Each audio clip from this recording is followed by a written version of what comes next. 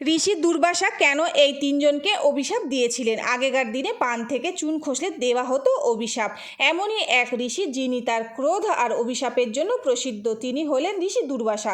তার জীবনের একটাই লক্ষ্য ছিল, মানুষ, দেবতা বা দানব সকলকেই অনুশাসন শেখানো। তারই এই অনুশাসন অমান্য করাতে যাদেরকেই তিনি দিয়েছিলেন কঠোর অভিশাপ। নাম্বার 1, একদিন তার স্ত্রী তাকে ঘুম থেকে ডেকে তুলতে একটু দেরি হয়ে যায়। সময়ের মূল্য না বোঝার কারণে দেরি করে ঘুম থেকে তোলার জন্য নিজের স্ত্রীকে ভস্ম হবার অভিশাপ দিয়েছিলেন।